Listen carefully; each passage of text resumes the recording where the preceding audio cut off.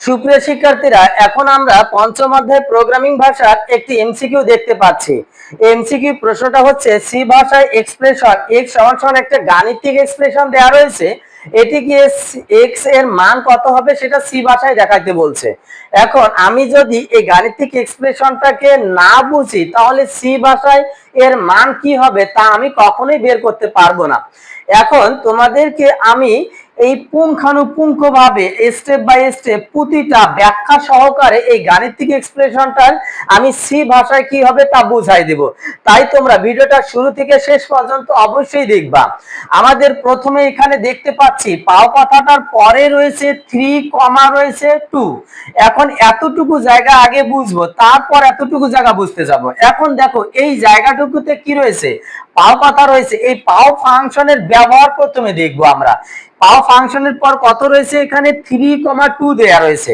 এখন এইখানে আমি উদাহরণ হিসাবে এখানে কয়েকটা ফাংশন আমি দেখাই দিচ্ছি পাওয়ের।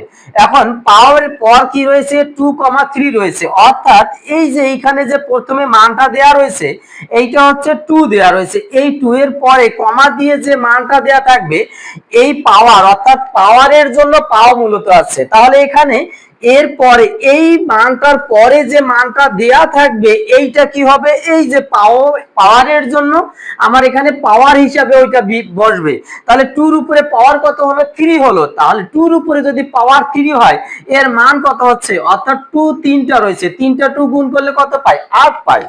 এরপর লক্ষ্য করো তোমরা, এখানে পাও কথাটার পরে 5, কত দেয়া আছে, 2 দেয়া রয়েছে। অর্থাৎ এই যে 5 এর পাওয়ার হবে 2, মূলত এটা দ্বারা বোঝানো হয়েছে। তাহলে এই যে পাও এক্সপ্রেশন দ্বারা এইটা আমার ফাংশনে কি রয়েছে, এই যে 5 এর উপরে কত আসবে, 2 পাওয়ার হিসাবে বসবে। তাহলে এখানে 5 বসলো এবং এরপরে কমা দেওয়ার পর যে মানটা রয়েছে তাহলে ওই মানটা পাওয়ার হিসাবে বসবে। কারণ এখানে কি বলা হয়েছে, পাও কথাটা ফাংশনটা দেয়া রয়েছে, এই পাও ফাংশনের জন্য এই কমা দেওয়ার পর যে মানটা থাকবে সেটাই পাওয়ার হবে মূলত। এখন দেখো 5 এর উপরে পাওয়ার কত রয়েছে, 2 রয়েছে। 5 এর উপরে পাওয়ার 2 মানে 5 কয়টা রয়েছে, 2টা রয়েছে। এখন 5 যদি 2টা আমি গুণ করে দেই তাহলে কত হবে, 5 5 25 হবে। এরপর লক্ষ্য করো, এখন তোমরাই তো বলতে পারবা। এরপর লক্ষ্য করো এই পাওয়ারের জন্য পাও লেখাটার পরে কি রয়েছে, 3, 2 রয়েছে। এই যে 3, 2 অর্থাৎ এর মানটা আমার কত বসবে এটা তোমরা অবশ্যই পারবা। অবশ্যই তোমরা কি করবা, ভিডিওর কমেন্টে এটা আমাকে লিখে জানাই দিবা। এখন দেখি এই যে আমি এখানে কি করলাম, পাও ফাংশনের ব্যবহারটা দেখলাম।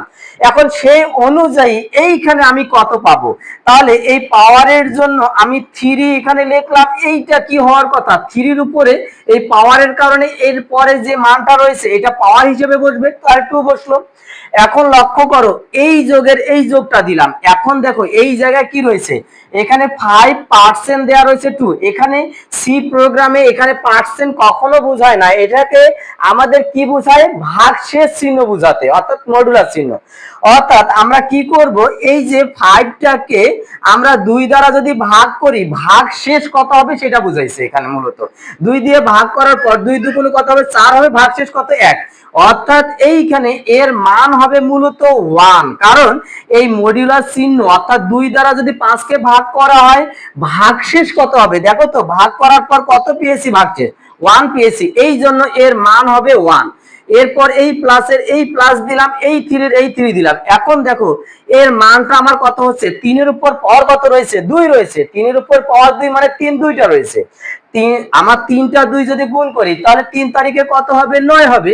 9 প্লাস 1 প্লাস, অর্থাৎ 9 এবং 1 প্লাস এরপর কত রয়েছে, 3 রয়েছে। এখন 9 আর 1 10, 10 আর 3 কত হয়, 13 হয়। আমাদের সে অনুযায়ী উত্তর কোনটা হবে বলো তো দেখি, এই যে ঘ নাম্বারটা আমাদের উত্তর হচ্ছে। তাহলে অবশ্যই তোমরা সহজে এটা বুঝতে পারলা। আর সবাইকে অনেক ধন্যবাদ জানিয়ে আজকের মতো এখানে শেষ করতেছি। আল্লাহ হাফেজ।